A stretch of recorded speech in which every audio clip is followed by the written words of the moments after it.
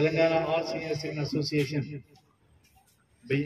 Doctor Melkote పార్ శాఖ అధ్యక్షులు మిత్రులు నరసింహారెడ్డి గారు ఈ సమావేశానికి ముఖ్య అతిథిగా విచ్చేసిన మన కార్పొరేటర్ గారు మహాలక్ష్మి గారికి, నా తోటి సహచర మిత్రులు పిఎస్ఎన్ చౌదరి గారు, కృష్ణారెడ్డి గారు, హైదరాబాద్ జిల్లా అధ్యక్షులు అరుణ్ కుమార్ గారు, ఈ సమావేశం ఇచ్చేసిన పెద్దలందరికీ నా హృదయపూర్వక నమస్కారం తెలియజేస్తాను. ఎందుకంటే నలుగురు కూర్చొని మాట్లాడుకున్నారు, ఏంటి మనకున్న సమస్యలు కానీ బాగోదు, ఏం లేదు సమస్యలు బాగున్నావా లేదా అని. అదే మనకి ముఖ్యంగా వయోధికులకి ఈ వయసులో మనకు కావాల్సింది ఏంటంటే పరస్పరం మాట్లాడుకోవాలి. ఎందుకంటే పిల్లలు ఒక దగ్గర ఉంటారు, పిల్లలు మనతో ఉన్నా కూడా వాళ్ళ పనిలో వాళ్ళు ఉంటారు, వాళ్ళ బిజీ వాళ్ళు ఉంటారు. మనవాళ్ళు వాళ్ళ స్కూల్స్, వాళ్ళ కాలేజెస్, వాళ్ళ ఎడ్యుకేషన్. మరి ఎవరుంటారు ఇంట్లో? భార్య భర్తలు మాత్రం మిగులుతాం. కాబట్టి ఎంతసేపు మాట్లాడుకోండి, భార్య భర్తలు మాట్లాడుకోవడం కూడా కష్టమే. తను కూడా ఏదో జనరల్ ఆడవాళ్ళకి ఏంటంటే ఇంట్లో ఏదో పనిలో బిజీ అవుతారు. అప్పుడు ఏంటంటే ఈయనకి చాలా బోర్ అవుతుంది. మన ఒక రకంగా మానసిక అట్లనే ఇంట్లో కూర్చుంటే మిత్రులు మీ అందరూ బాగా గమనించండి. ఎవరు అది గ్యారెంటీ మీరు అందరూ స్టడీ చేయండి. సమస్యతోనే ఈయనకు ఆరోగ్యం బాగాలేదు, ఈయనకి అది బాగాలేదంటే ఆ వ్యక్తి తప్పకుండా ఎక్కువ కాలము ఎక్కువ సమయం ఇంట్లో ఉంటున్నాడు అన్న లెక్క. ఎవరైతే ఇంటి నుంచి బయటకు వెళ్తాడో, సొసైటీలో కలుస్తుంటాడో, మిత్రులతో కలుస్తుంటాడో, వాళ్ళతో కలుస్తుంటాడో వాళ్ళ ఆరోగ్యం బాగుంటుంది. అందుకే మన ఈడు వాళ్ళు అందరం కూర్చొని మాట్లాడుకోవడానికి ఒక వ్యవస్థ కావాలి. అలాంటి వ్యవస్థనే తెలంగాణ ఆల్ సీనియర్స్ అసోసియేషన్ కల్పించింది. అందుకంటే ముందుగా మన రాష్ట్రంలో సీనియర్ సిటిజన్ విషయంలో హక్కులు ఉన్నాయి. భారత పార్లమెంటు చట్టాలు చేసింది, మీకు గతంలో కూడా చెప్పాను. తల్లిదండ్రులు వయోధికుల పోషణ సంక్షేమ చట్టం 2007. మరి అంత గొప్ప భారత పార్లమెంట్ చేసిన చట్టాన్ని 2007లో చేస్తే 2016 వరకు మన రాష్ట్రంలో అమల్లోకి లేదు. ఎంత ఘోరం చూడండి. చట్టాలు ఉన్నా కూడా దేశంలో ఇట్లానే చాలా చట్టాలు ఉన్నాయి. బాల చట్టం, మహిళా చట్టం, చాలా చట్టాలు ఉన్నాయి. కానీ చట్టాల అమల్లో ఎప్పుడు మన ప్రభుత్వాలు ఏం చేస్తున్నాయంటే చట్టాలు చేస్తూ ఉన్నారు, అమలు బాధ్యతను వదిలేస్తున్నారు. అమలు కన్నా అధికారులకు ఉపయోగిస్తారు. అధికారులు ఏంటంటే మనకి దాంట్లో మంచి అధికారులు ఉంటే దాన్ని చట్టాన్ని అమలు చేస్తారు, లేకపోతే అది పక్కకు పెట్టేస్తారు. అలాంటి స్థితిలో మేమేంటంటే ఇది మనకి ఎందుకంటే వయోధికులకి చాలా ఒక చట్టం, గొప్ప చట్టం ఉంది. ఆ చట్టంలో మనకున్న అన్ని సమస్యల చట్టం అమలు చేస్తుంది, చట్టం అడ్రస్ చేస్తుంది. మనకేంటంటే జనరల్గా ఏం కావాలి, పోషణ విషయంలో ఇష్యూస్ ఉంటాయి. పోషణ గురించి ఆ చట్టం చెప్తా ఉంది. పిల్లల బాధ్యత, తల్లిదండ్రుల పోషణ పిల్లల బాధ్యత, పిల్లలు లేని వాళ్ళకి వాళ్ళ వారసుల బాధ్యత. అంటే మన ఆస్తులు వారసులు ఉంటారో వారసుల బాధ్యత.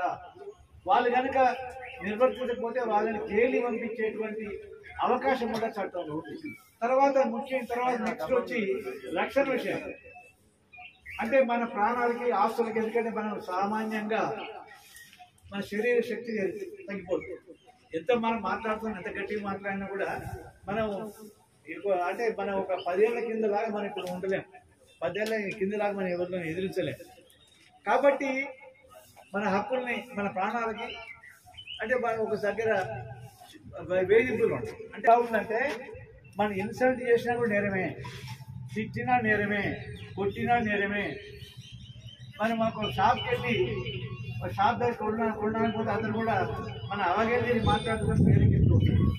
అతను షాప్ అతని మీద కూడా మనం కంప్లైంట్ ఇస్తే అతను కూడా జైలు పెట్టించే హక్కులు చట్టం కల్పిస్తాం. ఒక ప్రభుత్వ కార్యాలయం, ఆ ప్రభుత్వ అధికారి కూడా మనం దురుసుగా మాట్లాడితే అది కూడా నేరమే. సో ఈ రకంగా మన వయోధికులకు హక్కులని ఎవరు కాలరాసినా కూడా వాళ్ళు చట్టరీత్యా వాళ్ళ మీద చర్యలు తీసుకోవడానికి చట్టం చెప్తాము. సో ఈ రకంగా మనకు అన్ని విధాలు మనకి కావాల్సినటువంటి వీటి మీదనే మనకి చట్టం తీసుకొచ్చారు. ఆ చట్టం అమలులో లోపాలు చాలా ఉన్నాయి. అంటే చట్టం ఎవరు అమలు చేయాలి? అధికారులు అమలు చేయాలి. మరి అధికారులు అమలు చేయాలన్నప్పుడు వాళ్ళ అధికారుల మీద ఆధారపడతారు. మంచిగా అధికారం ఉంటే, ఇప్పుడు నర్సులు లాంటి అధికారం ఉంటే మంచి చేస్తాడు, ఇంకో అధికారం ఉంటే నాకెందుకు లేని పోతాడు. అంటే ఏంటి, ఆ సీట్లో కూర్చున్న వ్యక్తి మీద మళ్ళీ ఆధారపడతాం. అందుకే అప్పుడు ఏం చేయాలి, మనం ఒక వాయిస్ని మనం రేజ్ చేయాల్సి వస్తుంది. మన మంచి ఒక రాజకీయవేత్త, మన కౌన్సిలర్ గారు, మన కార్పొరేటర్ గారు, మంచి కార్పొరేటర్ అయితే మన హక్కుని చెప్తారు, అయ్యా వాళ్ళ పిల్లలు పెద్ద మనుషులకి ఇబ్బంది కలిగించొద్దు, లేకపోతే నాకు తొందర ఏంటంటే పట్టించుకో. మరి అందరినీ కూడా కలిసి పనిచేసేటట్టు తయారు చేస్తాం, దానికి అసోసియేషన్.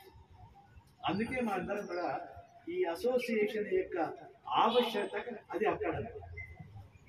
తప్పకుండా సమస్యలు వచ్చినప్పుడు, సమస్య ఏ రూపంలో రావచ్చు, ఆ సమస్య వచ్చినప్పుడు దాన్ని ఎదుర్కోవాలంటే తప్పకుండా మనకి రాకపోవచ్చు, మన మిత్రులు రావచ్చు, మన బంధువులు రావచ్చు.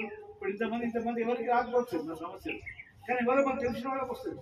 అందుకే మిత్రులారా, మన అందరూ కూడా అందుకే ఈ చట్టం యొక్క ఉద్దేశాలు, చట్టం ఏం చెప్తా ఉంది, అవన్నిటి కూడా మీరు కూలంకషంగా తెలుసుకొని ఇతరులు కూడా చెప్పండి. అట్లా అందుకేంటంటే ఎప్పుడైతే మనం ఈ హక్కుల గురించి తెలుసుకోలేమో మన హక్కులు కాపాడుకోవాలి. ఇప్పుడు హైదరాబాద్ సిటీలో 91 డే కేర్ సెంటర్స్ ఉన్నాయి. 91 డే కేర్ సెంటర్స్కి కూర్చొని అంటే బిల్డింగ్ ఉంటుంది, ఆడుకోవడానికి carrom board, chess, table tennis, తర్వాత లైబ్రరీ ఉంటుంది. సో ఈ రకంగా అన్ని కూడా ఫెసిలిటీస్ అన్నీ ఉంటాయి. వీటి తర్వాత మీకు మెయింటైన్ చేయడానికి కూడా ఒక 6,000 రూపాయలు కూడా జిహెచ్ఎంసీ ఇస్తాం. మెయింటైన్ అంటే సపోజ్ మనం ముందు దాన్ని క్లీన్ చేయాలంటే మనిషి అవసరం, అటెండర్ అలవెన్స్ కింద 6,000 రూపీస్ కూడా ఇస్తా ఉంటాం.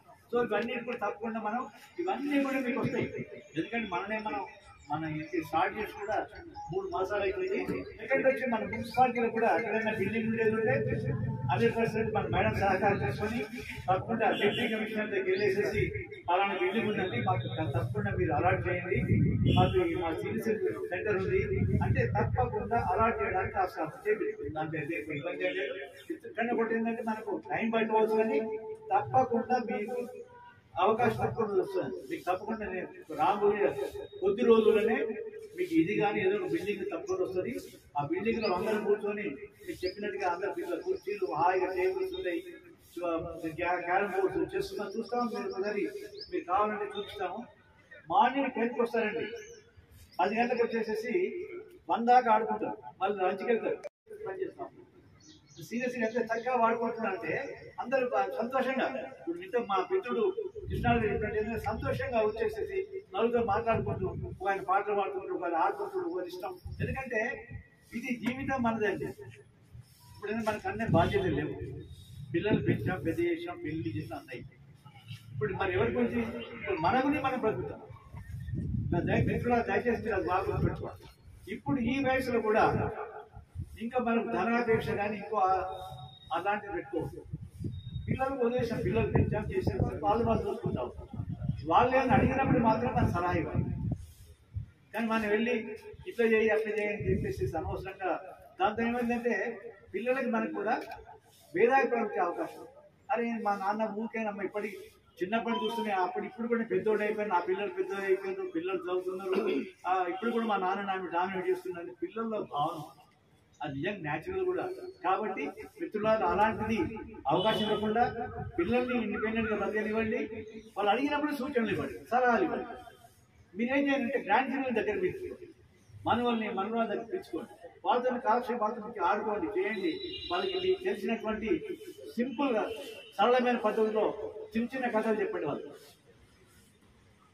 నీతి వాక్యాలు చెప్పండి, సమాజం గురించి చెప్పండి, కుటుంబ వ్యవహారం గురించి చెప్పండి, కుటుంబ వ్యవస్థ గురించి చెప్పండి, తల్లిదండ్రుల అనుబంధం, పిల్లలు తల్లిదండ్రులు ఎలా ఉండాలి, అన్నదమ్ములు ఎలా ఉండాలి, మహాభారతం, రామాయణం, అవన్నీ మనకి రామాయణం అవన్నీ కూడా మనకు ఉన్నాయి. కాబట్టి వీటిలో ఉన్నటువంటి చిన్న కథల రూపంగా పిల్లలకి చెప్పినట్టుంటే పిల్లల్లో ఒక నైతిక పరివర్తన పెరుగుతుంది. తర్వాత మనతో కూడా అటాచ్మెంట్ కూడా పెరుగుతుంది. ఆ అటాచ్మెంట్ పెంచుకోవడానికి మన అవకాశం, ఇది గొప్ప అవకాశం. ఎందుకంటే మనం ఇప్పుడు వేరే పని చేయాలని అవసరం లేదు. మన రిటైర్మెంట్, మన వృత్తి నుంచి రిటైర్ అయ్యాడు, మనం చేసే వ్యాపారమో ఉద్యోగమో దానికి రిటైర్ అయ్యాడు. మనం ఆర్థికంగా ఉన్న అటువంటి పరిమితమైన వనరులతో మన హాయిగా బ్రతికే అవకాశం ఉంది. కాబట్టి మనం దీన్ని దేవుడిచ్చిన గొప్ప వరంగా భావించి ఈ సమయాన్ని ఆ రకంగా మనం సంతోషంగా ఉండాలి, పిల్లల్ని సంతోషంగా ఉండనివ్వాలి. తర్వాత సమాజం గురించి కూడా ఆలోచించాలి. మనకి ఇప్పుడు ఇంకా పెట్టేయండి, మనకు వయసులో ఉన్నప్పుడు కానీ 10 ఏళ్ళ కింద మన సమాజం గురించి మనం మాట్లాడు అంత అవసరం లేకుండా ఇప్పుడు మనం ఫ్రీ టైం ఉంది కాబట్టి సమాజ సేవలు కూడా పాల్గొనాలి తప్పకుండా. ఎందుకంటే మానవ జన్మ ఎత్తినప్పుడు ఏ మనిషి కూడా మన భవిష్యత్తులో బాగుంది కర్మని అంటే చివరి వరకు చావు వరకు కూడా ప్రతి మనిషి సత్కర్మలు చేసి చావాలి, సత్కర్మలు చేసుకోవాలి, సమాజానికి కూడా మంచిది. అందుకే తప్పకుండా మన కర్మలు చేస్తూ మనం జీవితాన్ని ఈ శేష జీవితాన్ని గడపాలని చెప్పేసి మీ అందరికీ మనం చేస్తూ మీరందరూ కూడా ధైర్యంగా ఉండండి. మిత్రులు మనకు ఇంతకు అరుణ్ గారు చెప్పి మీకు ఎవరు కానీ మీకు కానీ తెలిసిన వాళ్ళు కానీ ఏ సమస్య వచ్చినా కూడా తప్పకుండా మనం ఎందుకంటే ఒకటండి ఎవరికైనా సమస్య వచ్చినప్పుడు మనం 10 మంది పోయినాం అనుకోండి అది పెద్ద అందండి, అదే పెద్ద బలం, అది మనం కాపాడు, అది మనం డిమాండ్ ఆ రకంగా మనం చేసినటువంటి 110 మంది పోయి మీకు చిన్న ఉదాహరణ చెప్తాను. కామారెడ్డి జిల్లాలో గ్రామం చిన్న గ్రామం అక్కడ పెద్ద మనిషికి వచ్చిన ఐడియా ఆయన ఏం చేసిందంటే ఊళ్ళో ఎవరికైనా సమస్య వస్తే పిల్లలు తల్లిదండ్రులకి భోజనం పెట్టట్లేదు చేయట్లేదు గోడలు తిప్పింది అని చెప్పిందంటే ఈ అందరు 10 మంది కలిసి ఆ ఇంటి మీద కూర్చుంటారు. ఏమన్నారు గోడల్ని కొడుకులు ఏమన్నా తింటారు ఏం చేయరు ఆ ఇంటి ముందు కూర్చుంటారు, మౌనంగా కూర్చుంటారు. కూర్చుంటే అందరూ వచ్చి ఆడ ఏంటి అడిగితే ఇగో మామని ఇట్లా ఆమె ఇచ్చింది కొడుకు ఇచ్చాడు చెప్తారు అంతే, అంతేగాని ఇంకేం చెప్పరు. అయితే పిల్లలు వచ్చి తల్లిదండ్రులు కాళ్ళు ఇట్లా తీసుకెళ్లే వరకు వాళ్ళు అక్కడనే కూర్చుంటారు. అంత గొప్పగా చేస్తున్నాడు నాడువే అనే గ్రామంలో. ఇది చాలా పెద్ద ఆ రకంగా మన యొక్క శక్తిని మనం వాడుకుంటే మన ఐక్యత కాపాడుకుంటే మన సమస్యను మనం సాధ్యమైనంత వరకు పరిష్కరించుకొని ప్రశాంతంగా మనం జీవించడానికి ఆస్కారం ఉందని చెప్పి మనం చేస్తూ సెలవు.